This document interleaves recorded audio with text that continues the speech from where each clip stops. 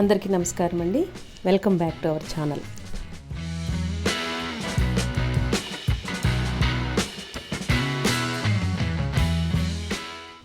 ఈరోజు మన వీడియోలో సింపుల్ అండ్ టేస్టీ కాకరకాయ వేపుడు తయారు చేసుకోబోతున్నామండి. జనరల్గా కాకరకాయ తినడానికి ఇష్టపడని వాళ్ళు కూడా ఇలా చేసి పెట్టామంటే చాలా ఇంట్రెస్ట్గా తినేస్తారనమాట. అంత సూపర్గా ఉంటుందన్నమాట. ఈ కాకరకాయ ఫ్రై చేయటం కూడా చాలా సింపుల్గా చేసేసుకోవచ్చండి.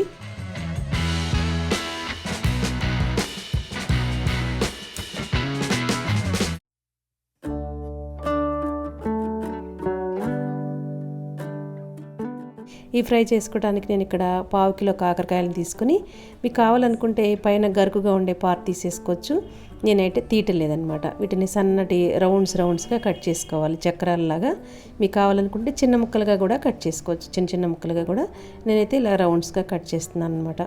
ఇప్పుడు ఇలా సన్నగా కట్ చేసేసుకున్న తర్వాత స్టవ్ మీద ఒక మందపాటి మూకుడు పెట్టి కొంచెం ఒక గుప్పిడి సుమారుగా పల్లీలను వేయించేసుకుని, దానిలోనే ఒక 50% వేగిన తర్వాత కొంచెం ధనియాలు, 1 టేబుల్ స్పూన్ ధనియాలు, ఒక 1/2 టేబుల్ స్పూన్ జీలకర్ర కూడా వేసి వీటిని కూడా కొంచెం సేపు అలా వేయించిన తర్వాత కొంచెం ఒక చిన్న ఎండు కొబ్బరి ముక్క అండి. ఈ ఫ్రైకి ఇవన్నీ పడితేనే మంచి టేస్ట్ వస్తుందన్నమాట. ఒక ఎండు కొబ్బరి ముక్కను కూడా చిన్న ముక్కలుగా కట్ చేసేసి 1 నిమిషం పాటు అలాగే లైట్గా ఫ్రై చేసేసుకోవాలి. ఇప్పుడు ఒక 5-6 వెల్లుల్లి రెబ్బలను కూడా వేసేసి ఈ మొత్తం అంతా కూడా ఫ్రై చేసేసిన తర్వాత వీటిని తీసేసి ఒక ప్లేట్లోకి బాగా చల్లారి పెట్టేసుకోవాలి. ఇప్పుడు అదే బాండిలో ఒక గరిటెడు ఆయిల్ వేసేసుకోవాలి. ఫ్రైకి కొంచెం ఆయిల్ పడుతుంది కదండి. ఒక పెద్ద గరిటెడు ఆయిల్ వేసేసుకొని మనం కట్ చేసి పెట్టుకున్న ఈ కాకరకాయ ముక్కలన్నీ కూడా వేసేసుకోవాలి. వేసేసుకుని మొత్తం అంతా కలిపేసేసుకుని మూత పెట్టేసి లో ఫ్లేమ్లో మధ్యలో ఓపెన్ చేసి కలుపుకుంటూ బాగా మగ్గించేసుకోవాలన్నమాట. మన ఛానల్లో కాకరకాయతో చాలా రకాల రెసిపీస్ ఉన్నాయండి. అలాగే ఆ కాకరకాయ ఫ్రై కూడా చాలా బాగా వైరల్ అయింది. అది కూడా ఒకసారి మన ఛానల్లోకి వెళ్ళి ఒక్కసారి చూసేయండి ఇంట్రెస్ట్ ఉన్న వాళ్ళు. ఇప్పుడు ఇవన్నీ మధ్యలో కలుపుకుంటూ బాగా మగ్గించేసుకోవాలి. అలా వదిలేస్తే కనుక మాడిపోతాయి కదా. ఇప్పుడు ఒక మిక్సీ జార్ తీసుకుని మనం వేయించి పెట్టుకున్న పల్లీలు, ధనియాలు, వెల్లుల్లి ఇవన్నీ ఉన్నాయి కదా, అవన్నీ వేసేసి కొంచెం ఒక పెద్ద టేబుల్ స్పూన్ నిండా కారం, 1/2 టేబుల్ స్పూన్ పసుపు, అలాగే కూర మొత్తానికి టేస్ట్కి సరిపడా సాల్ట్ కూడా వేసేసి కొంచెం కోర్సుగా ఇలాగ మరీ మెత్తగా కాకుండా కోర్సుగా గ్రైండ్ చేసేసుకోవాలన్నమాట.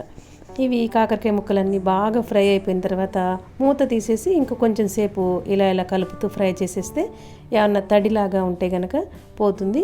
ఇంకా ఇప్పుడు మనం మూత పెట్టాల్సిన అవసరం లేదనమాట. లో ఫ్లేమ్ నుంచి మీడియం ఫ్లేమ్లో పెట్టుకుని 1-2 నిమిషాలు ఇలా దగ్గరుండి కలుపుతూ ఉంటే కనుక ఇలా ముక్క మనకి మెత్తపడిపోయింది అనుకున్న తర్వాత ఇంకో 2 నిమిషాలు అనమాట ఇలా మనం వేయించుకుంటూ ఉంటే చక్కగా ఫ్రై అయిపోతాయి అనమాట. ఊరికే నూనెలు ఎక్కువ పోసేసి దేవేసి కూరలు చేస్తే చాలామంది ఇష్టపడరు కదండి, పిల్లలు కానీ ఇంట్లో వాళ్ళు కానీ. అందుకని ఇలా చేసుకోవచ్చు అనమాట. కాకరకాయతో చాలా రకాలుగా చేస్తుంటానండి.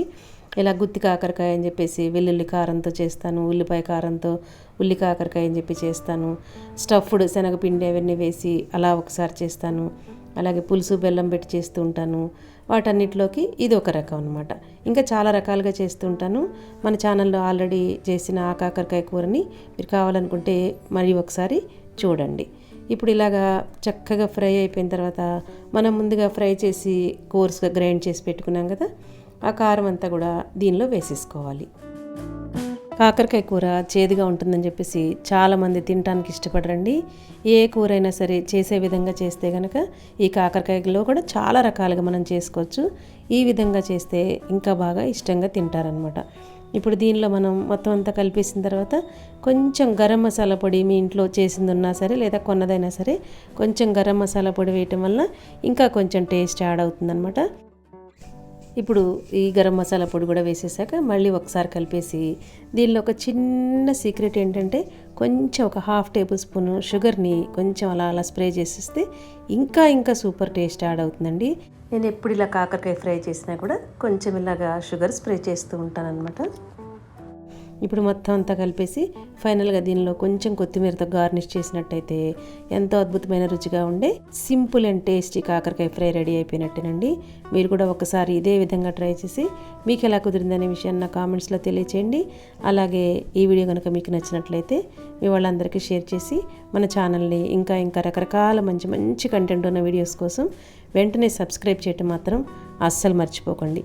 Thank you for watching.